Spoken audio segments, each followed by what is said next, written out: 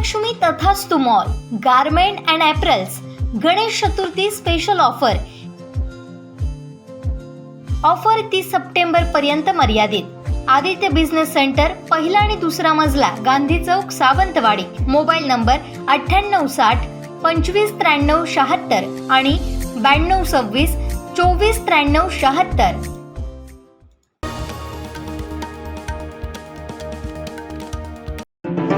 या बातमीपत्राचे प्रायोजक आहेत महालक्ष्मी तथास्तु आणि महालक्ष्मी सुपर बाजार।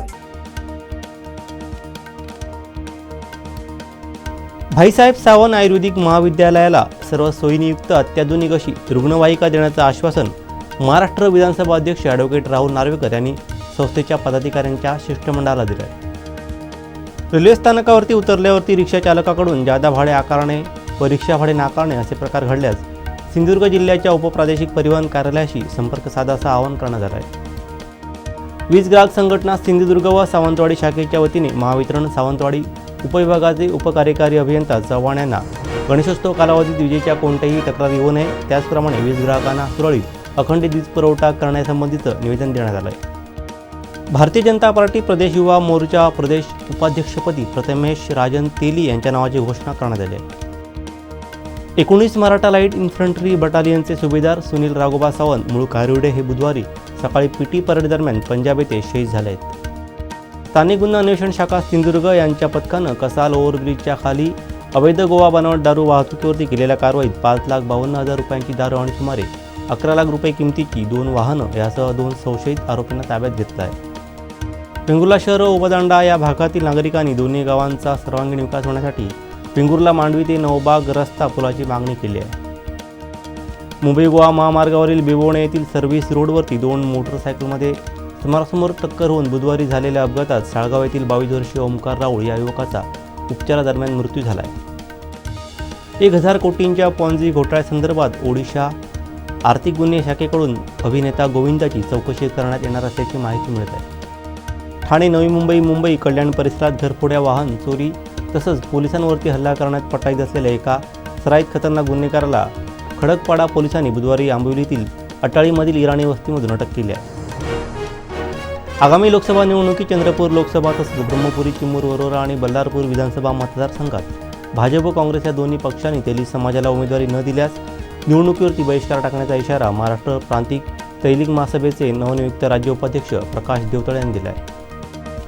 मालवण व कणकवली विधानसभा मतदारसंघाचे नूतन जिल्हाप्रमुख संदेश पारकर यांनी मुंबईत मातोश्रीवरती माजी मुख्यमंत्री तथा पक्षप्रमुख उद्धव बाळासाहेब ठाकरे यांची भेट घेत आशीर्वाद घेतले।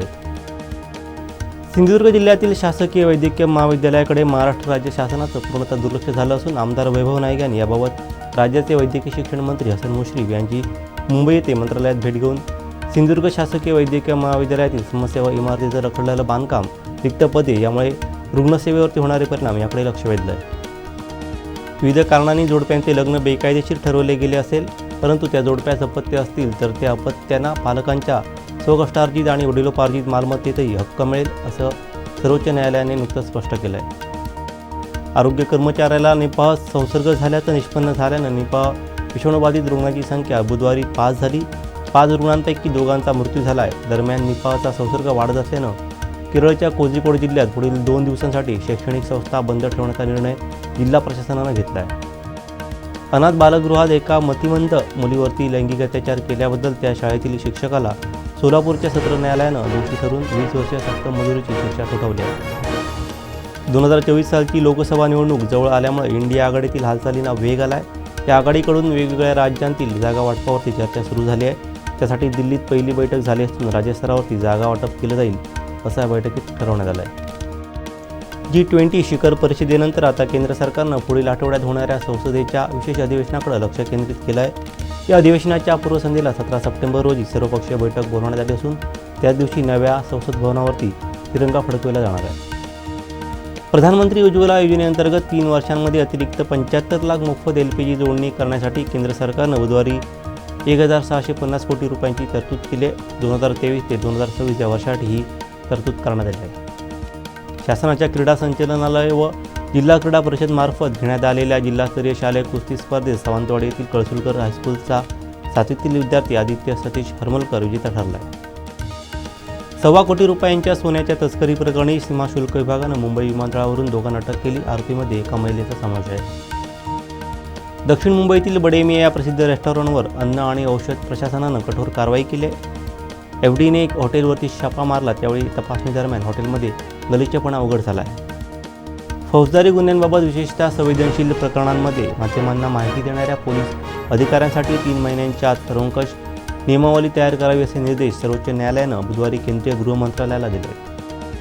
एकतर्फी प्रेमातून एक रिक्षाचालक तरुण घराजवळ राहणाऱ्या मुलीस शिकवणीला जात असताना त्रास देत असल्याचं, तसंच त्याने घरात शिरून त्याने विनयभंग करण्याचा प्रयत्न केल्यानं 15 वर्षाच्या मुलीनं राहत्या घरी ओढणीने गळफास घेऊन आत्महत्या केल्याचा धक्कादायक प्रकार समोर आला.